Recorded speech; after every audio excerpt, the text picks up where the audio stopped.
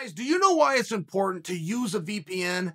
Everything you do online can be stolen or exposed by hackers. Is that what you want? And they know more about internet security than you do, so why risk it?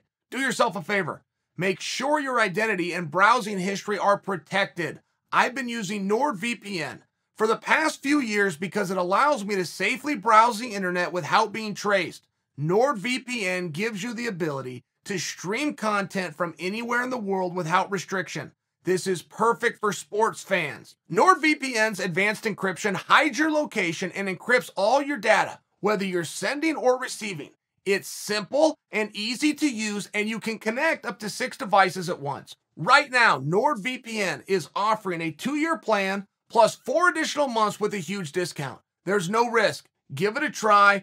30-day money-back guarantee. Go to nordvpn.com/Sonnen or click on the link in the description to get this special deal. Let me ask you something.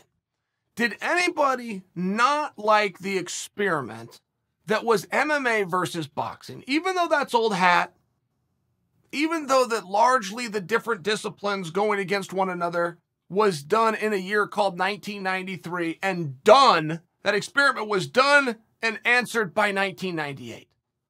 But does anybody hate the idea? It's a good starting point. Why not take a famous MMA guy and put us with a famous boxer? Why not? As a starting point. Okay. So let's go down that road a little bit further, because the top people who would be eligible to fight Jake Paul that are current MMA guys, I mean, at the very top of the list, I'll just throw out for you Nate Diaz. We saw that St. Pierre was thinking about Oscar, but Oscar it was a little past his time. It was just, that fight wouldn't have been terrible. It would have had our interest, right? But what about what I just said to you? Jake Paul versus Nate Diaz, they're going to box. Now, I trust that you love that idea. Even if you think that you have a better idea, before you submit it for me, make sure you understand that the bar is already set. The submission has already been made. That is Jake Paul versus Tommy Fury. So as long as what I'm presenting to you, Jake Paul versus Nate Diaz, in your mind builds a bigger anticipation than Jake Paul versus Tommy Fury, I think that I have won. Now, whether it's Nate or not, let's use Nate to explore a topic, okay? The topic being current MMA guys who are signed to the UFC cannot go and box. An internet rumor, of which I cannot confirm for you, that Nate Diaz has 1 fight left on his UFC contract, would like to get that done so that he is eligible to look in other places, including to go and box Jake Paul. You guys have seen these things on the internet. Let's say all of those things are true. Let's just take them at their word, but let's explore why one can't be done without the other. Let's explore why Nate Diaz has to exhaust that last UFC fight, say goodbye to the world of the UFC in order to go and fight Jake Paul. And if you're a manager or a lawyer and you study his contract, you're going to have a very clear answer for me. You're going to tell me, well, here's the clause. The UFC has exclusive rights. You're going to tell me these things.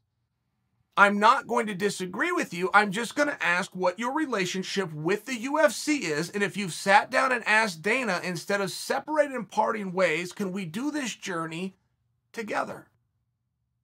Is there a way? We have a couple of the pieces that are locked in place. Where will Jake Paul's fight next be? Just by example, we know will be Showtime done under Espinoza. Espinoza is very well respected. Showtime is very well respected. And Dana White, in his one time ever doing a co-promote, Conor versus Floyd, put his guy Conor against Showtime and Espinoza's guy Floyd. So now that we have a couple of commonalities that we can look at, a reasonable person is going to understand they did a good night of business. They're going to understand that Espinoza and Dana can share a stage together. They're going to understand that Espinoza and Dana can sit across the table from each other. We're going to know that. We've got these pieces of evidence. We know where Jake Paul is going, which is relevant because Triller hasn't been overly polite to Dana. They haven't. And when you talked about St. Pierre going to fight Oscar, St. Pierre having one fight left on his UFC contract, unless Dana was to tear it up. I mean, why a promoter who wants an ROI on a guy, and this is almost the most impossible business to get it on, would release that right? It was unreasonable. And it also didn't happen, but we're not at that same place. We're not at that same place. Imagine if the manager, looking at Nate Diaz's contract, and is advising Nate, go out, have this fight, let's say goodbye to the UFC, and then we can go explore these other options. Imagine that they sat down. They got to have a relationship to do it.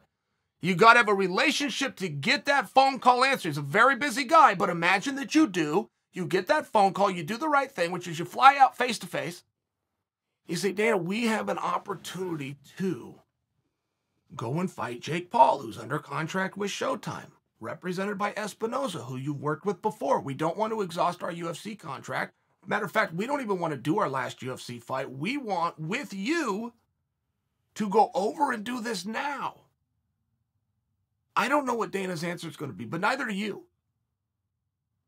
And if you're advising Nate, and you're advising Nate, and I'm using Nate as UFC fighter, right? It could be anybody. We're going to call him Nate for right now. If you're advising him because you've thumbed through this, you got your legal cap on, and you see a clause in there that prevents you, you're not legally wrong. That contract and that clause is very binding. But if you can get the meeting, why try to exclude Dana? That's a little bit of a dick move, no?